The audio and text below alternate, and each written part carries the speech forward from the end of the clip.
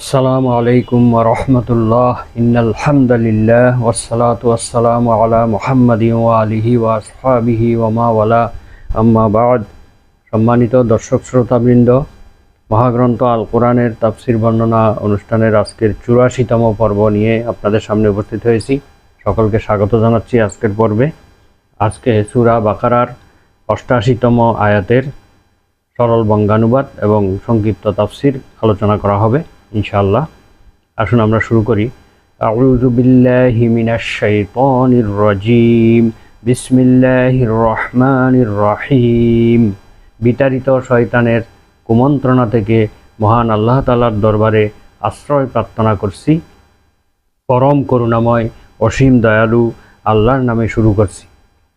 ওয়াকালু কুলুবুনা গুলফ বাল লাআনাহুমুল্লাহু বিকুফরিহিম ফাকালিলাম মা ইউমিনুন।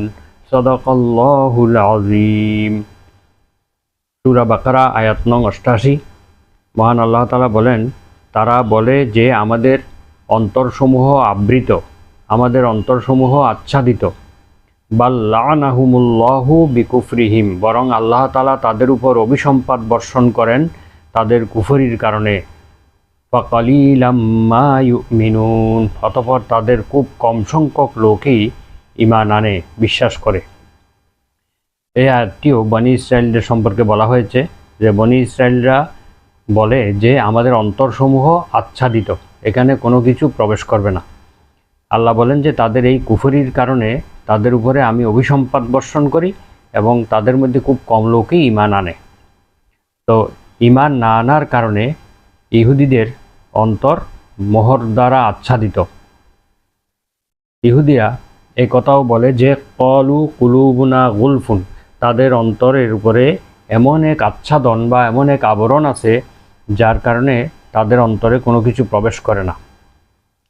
মুজাহিদ রহমাহুল্লাহ, কাতাদা রহমাহুল্লাহ প্রমুখ বলেন যে ইবনে আব্বাস রাদিয়াল্লাহু তাআলা আনহু এই আয়াতটি এমনভাবে পাঠ করতেন যে তাতে এমন একটি অর্থ হতো যে অর্থটা বোঝা যেত এভাবে যে আমাদের অন্তর জ্ঞানে পরিপূর্ণ, আমরা খুবই পণ্ডিত, আমরা খুবই অভিজ্ঞ বিজ্ঞজন, সুতরাং তোমাদের এইসব কথা আমাদের অন্তরে প্রবেশ করবে না। এমনভাবে তারা ভাব দেখাতো যে তারা মহাজ্ঞানী, বরং তাদের অন্তরের উপরে আল্লাহর লানতের মোহর লেগে আছে। তাদের অন্তর আচ্ছাদিত এই কারণে যে তাদের অন্তরের উপরে আল্লাহ মোহর মেরে দিয়েছেন। যেমন অন্য সূরায় আল্লাহ তাআলা বলেছেন, খতামাল্লাহু আলা কুলুবিহিম ওয়া আলা সামইহিম ওয়া আলা আবসারিহিম গিশাওয়াহ